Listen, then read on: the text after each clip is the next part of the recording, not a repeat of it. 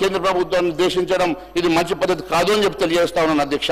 అంతేకాదు అధ్యక్ష, ఈరోజు తెలంగాణ జిఎస్డిపిని పెంచి చూపించే ప్రయత్నం కేవలం 71,000 కోట్ల అప్పులు తీసుకురావడానికి మాత్రమే కనబడతా ఉంది తప్ప నిజంగా ఎక్కడ కూడా ఆ పెరుగుదల కంటికి కనబడతలేదు అధ్యక్ష.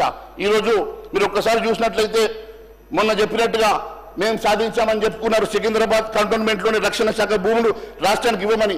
గత ప్రభుత్వంలో యూపీఏ ప్రభుత్వం అడిగితే ఇవ్వని భూములు కూడా మరి మీరు అడిగితే ఈరోజు నరేంద్ర మోడీ గారి ప్రభుత్వం ఇచ్చిన సంగతి మీరు దాన్ని కూడా అప్రిషియేట్ చేస్తే బాగుండేదని చెప్పి తెలియజేస్తాను అధ్యక్ష. మరి ఈరోజు రక్షణ శాఖ భూముల్ని రాష్ట్ర ప్రభుత్వానికి బదలాయించి గత 10 ఏళ్ల కాలంలో 10 లక్షల కోట్ల మేరకు తెలంగాణకు కేంద్రం నిధులు కేటాయించిన సంగతి కూడా మీరు అప్రిషియేట్ చేస్తే బాగుంటుంది అధ్యక్ష. కాంగ్రెస్ అభయహస్తం ఇప్పుడు శూన్యాస్తంగా, కపటాస్తంగా, కుటిలాస్తంగా, భస్మాసుర హస్తంగా మారిందని బడ్జెట్లో ప్రసంగంలో 24 నుంచి 30 వరకు అభయహస్తం పేరుతో పలు సంక్షేమ పథకాలు అమలు చేస్తున్నట్టుగా గోపాల్ చెప్పారు కదా అధ్యక్ష. మరి 6 గ్యారెంటీలకు చట్టబద్ధత కల్పిస్తారని 15 నెలల క్రితం 2023 డిసెంబర్ 17న సభకు ఇచ్చినటువంటి మాటను మరి ముఖ్యమంత్రి గారు ఎందుకు తప్పుతున్నారో మరి సభకు తెలియాల్సిన అవసరం ఉంది అధ్యక్ష. కాంగ్రెస్ మేనిఫెస్టోలోని అభయహస్తం పేరుతో 6 గ్యారెంటీల కార్డును ప్రధాన హామీగా ఇచ్చింది కదా అధ్యక్ష. అలాంటి హామీలకే నిధులు కేటాయించకపోవడం చాలా బాధాకరంగా ఉంది అధ్యక్ష.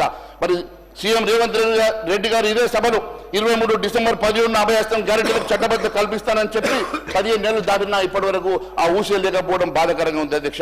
కాంగ్రెస్ గెలిపించినటువంటి 6 గ్యారెంటీలను విస్మరించడం ఇది మోసం కాదా అధ్యక్ష అని చెప్పి మేము అడుగుతా ఉన్నాం అధ్యక్ష. ఎందుకంటే కాంగ్రెస్ నమ్మి ఓటేస్తే ఈరోజు నమ్మి నానబోస్తే బుచ్చి బూరలైనట్టుగా ఈ సామెత గుర్తుకొస్తా ఉంది అధ్యక్ష.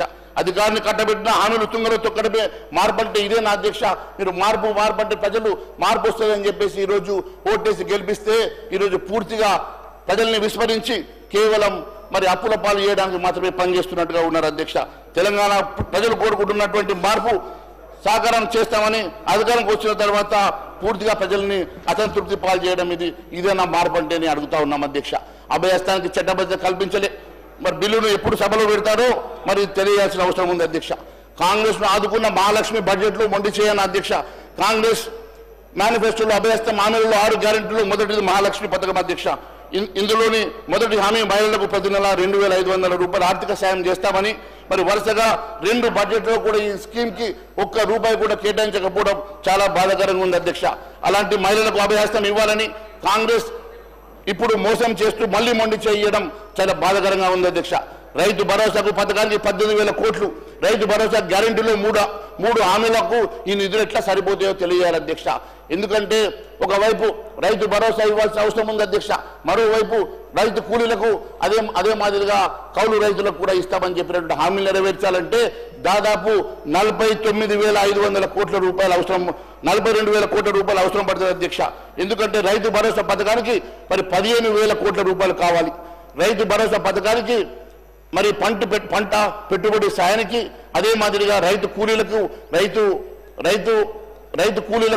12,600 కోట్లు, ఈ రకంగా మొత్తము మరి 42,000 కోట్ల రూపాయలు అవసరమైతే మీరు ఇచ్చింది కేవలం 18,000 కోట్ల రూపాయలు మాత్రమే అధ్యక్ష.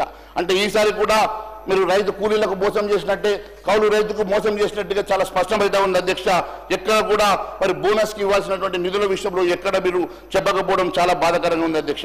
క్వింటాల్కి 10 పంటలకు మీరు బోనస్ ఇస్తామని చెప్పి ఇప్పటి వరకు కూడా కేవలం సన్న ఓట్లకు మాత్రమే బోనస్ అని చెప్పి మరి రైతుల్ని మోసం చేసిన మాట వాస్తవం కాదని తెలియజేస్తా ఉన్నాను అధ్యక్ష.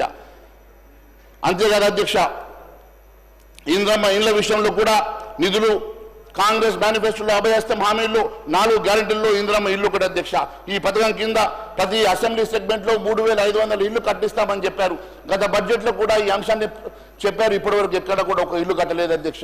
మళ్ళీ ఈ బడ్జెట్లో కూడా మళ్ళీ 3,500 ప్రతి నియోజకవర్గానికి 3,500 ఇల్లు కట్టిస్తామని చెప్పి ఇప్పటి వరకు కూడా అంశం ఎక్కడ ఊసే లేదంటే గత బడ్జెట్లో ఈ బడ్జెట్లో కలిపి మీరు దాదాపు 7,000 ఇల్లు ప్రతి నియోజకవర్గం కట్టియాల్సినటువంటి మీరు మరి ఈ 7,000 ఇల్లు కట్టించే ఆలోచన చేస్తున్నారా, లేకుంటే మళ్ళీ ఒకసారి మరి అక్కడ పేద ప్రజానీకాన్ని మోసం చేసే ప్రయత్నం చేస్తా ఉన్నారా ఒకసారి తెలియాల్సినటువంటి అవసరం ఉంది అధ్యక్ష. ఎందుకంటే ఇప్పటి వరకు ఏ ఒక్క కుటుంబానికి పేద కుటుంబానికి మీరు ఇంద్రమ్మ ఇల్లు ఇవ్వలేదు. ఇస్తామని చెప్పేసి ఆశ మాత్రమే పెడతా ఉన్నారు, పెద్ద అడ్వర్టైజ్మెంట్ వేసుకుంటా ఉన్నారు తప్ప ఎక్కడ కూడా ఏ ఒక్క పేద కుటుంబానికి మీరు ఇచ్చేటువంటి దాఖలా కనపడతలేదు అధ్యక్ష. బీఆర్ఎస్ డబుల్ బెడ్రూమ్ ఇల్లు తరికానే కాంగ్రెస్ ఇందిరమ్మ ఇల్లు కూడా కనబడతా ఉన్నాయి అధ్యక్ష. రేవంత్ సర్కార్ తీరు చూస్తూ ఉంటే ఇందిరమ్మ ఇళ్ల పథకం విషయంలో కేసీఆర్ ప్రభుత్వ బాటలు నడుస్తున్నట్టుగా ఉంది అధ్యక్ష.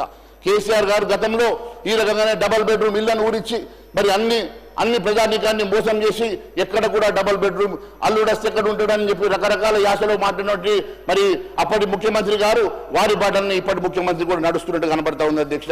ఇదంతా చూస్తూ ఉంటే కాంగ్రెస్ అభయహస్తం కాస్త ఇప్పుడు పేదలకు కుటిలాస్తంగా మారింది. చేయూతకు దక్కని నిధుల పెంపు కాంగ్రెస్ మేనిఫెస్టోలో అభయహస్తం హామీల్లో 6 గ్యారెంటీల అధ్యక్ష. చేయూత పథకం గత ప్రభుత్వం ఆసరా పేరుతో అమలు చేసేటువంటి సామాజిక పెన్షన్ల విషయంలో కూడా మరి మోసం చేసినట్టుగా కనబడతా ఉంది అధ్యక్ష. 2000 చొప్పున పెన్షన్ ఇస్తే కాంగ్రెస్ పార్టీ ఆ పెన్షన్ ని మొత్తం 4000కు పెంచుతామని అభయహస్తం 6 గ్యారెంటీల్లో భాగంగా హామీ ఇచ్చింది కదా అధ్యక్ష. మరి ఇప్పటి వరకు ఆ 2000 4000 పెన్షన్ బారలేదు అధ్యక్ష. కొత్త పెన్షన్లు ఎక్కడ కూడా ఆలోచన చేయడం లేదు అధ్యక్ష.